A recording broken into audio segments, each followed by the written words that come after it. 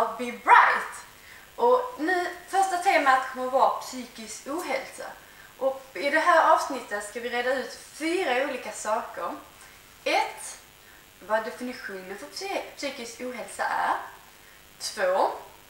Så ska vi se historien på hur historien har varit på psykisk hälsa. 3. Då ska vi se vad är anledningen till att vi har psykisk ohälsa finns. Och sen så avslutar vi avsnittet med att vi kollar på hur brett det egentligen är. Hur många är det som har psykisk ohälsa? Så häng med! Det pratas väldigt mycket om psykisk ohälsa. Men när jag börjar komma i kontakt med ordet så börjar jag fundera på vad det egentligen är för någonting. Vad definierar man som psykisk ohälsa? Så jag började läsa och kolla på vad det egentligen är för någonting. Och det var då jag insåg att psykisk ohälsa är inte så jättedefinierat. Läser man igenom olika rapporter så definierar de på olika sätt. Allt ifrån att det är kanske definierat som psykiska symptom eller psykisk sjukdom. Men jag definierar psykisk ohälsa som när man inte mentalt mår bra. Redan under antikens tid så märkte man att det fanns psykisk ohälsa. Under antikens tid tänkte man sig att psykisk ohälsa berodde på att kroppsvätskorna inte var i balans med varandra. Det sades även att psykiska sjukdomar orsakades av bristande balans mellan olika delar av själen och att förnuftet hade förlorat kontrollen över de känslomässiga sidorna. Brytpunkten blev under 1800-talet när man började se psykiska sjukdomar ur ett medicinskt perspektiv. Och de som var psykiskt sjuka blev intagna på vården. Efter mycket forskning så började man föreställa sig att psykisk ohälsa var möjligt att behandla och till och med botas. Man har i slutet av 1800-talet kommit fram till att psykisk ohälsa inte är något där kroppsvätskorna är i obalans utan ett uttryck för störningar i nervsystemet och hjärnans funktioner. Sen kom Darwins teori där det bland annat dök upp att arvsanlag föddes vidare. Då började man i början av 1900-talet att sterilisera och utrota människor. Sen kom den österrikiska läkaren Freud ut med en terapivariant. Och då började man istället att försöka ge de här människorna som har psykisk ohälsa, den här terapin. Och Freuds teori var att människans livshistoria spelade en stor roll. Sen kom mellankrigstiden och så fick psykoanalysen ett stort genomslag. Man blev mer optimistisk om att rätt miljö kunde forma människor på lyckosamt sätt. Och detta enligt psykologen John B. Watson. Och sen under mellankrigens tid skapades väldigt många populärpsykologisk litteratur. Där det stod råd om hur man bör leva för att undvika psykiska problem och hur man kan förverkliga sig själv. En självhjälpslitteratur som la väldigt stor vikt på att tänka rätt. Vilket påminner om dagens kognitiv beteendeterapi, alltså KBT. Efter andra världskriget skedde det en revolution på psykofarmaka. Det kom ut och det kom snabbt ut i bruk. Tydligen var det mycket klassaspekt på detta. Det som var lågklassade, blev neddrogade av all den här psykofarmaka. Medan det som var i högklass, det fick psykoterapeutisk behandling.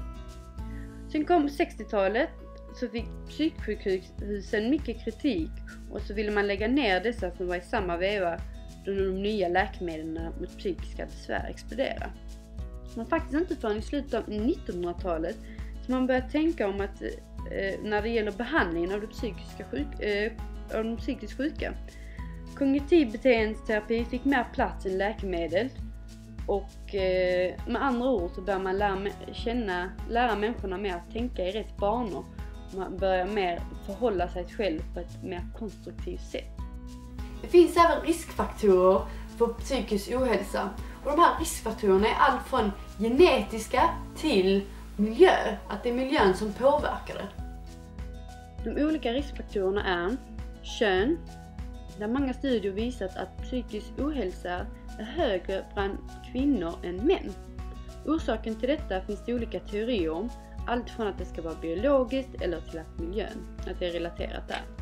Man tror även att beteendet att söka vård kan vara olika från kvinnor och män.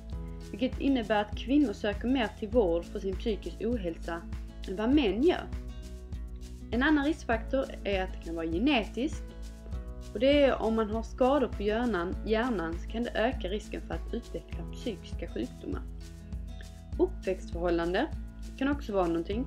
Studier har också visat att om man har en uppväxt som har varit affektionslös kontroll, kärlekslöshet, otrygghet, dålig relation till föräldrar eller sexuell övergrepp kan öka den psykiska ohälsan. Etablering i vuxenlivet. När man är vuxen så har många studier visat att ekonomi och bostad är en väldigt viktig del av tryggheten. Och har man då ekonomiska svårigheter så ökar det riskfaktorn till psykisk ohälsa. Kroppsliga sjukdomar. Om man har kroppslig ohälsa så kan psykisk ohälsa också öka. Negativa livshändelser eller stress. Negativa livshändelser, exempelvis dödsfall i familjen, ökar risken för psykisk sjukdom under en längre tid. Men det är väldigt viktigt att komma ihåg att bara för att det finns riskfaktorer så betyder inte det att man inte kan bli frisk. För det kan man, och det ska jag se till att bevisa. Nu har ni fått en svag definition av psykisk ohälsa, sett hur utvecklingen har varit och även fått veta vilka riskfaktorer som kan påverka psykisk ohälsa. Nu är frågan, hur brett är det egentligen? Jag hittar statistik från Folkhälsan i Sverige. I deras undersökning som de gjorde 2012 så visade det att människor i åldern 16-24 år så är det 13% av killarna som har ångest eller oro, medan bland tjejer i samma ålder så är det nästan dubbelt än vad killarna har, alltså 25%. Det är en fjärdedel av alla tjejer i åldern 16-24 år. Om man kollar skillnaden sedan 1988 för båda könen så ökade det kraftigt under 90-talet, och man tror att det beror på att det var en ekonomisk kris då. Men statistiken visar också att det har nu börjat plana ut och förhoppningsvis kommer det börja peka neråt. Med andra ord har ökade psykisk ohälsa drastiskt 90-talet, och nu under 2000-talet så har det börjat plana ut. Men det är fortfarande en för hög siffra, men förhoppningsvis kommer det gå neråt. Så nu har vi gått igenom vad definitionen på psykisk ohälsa är.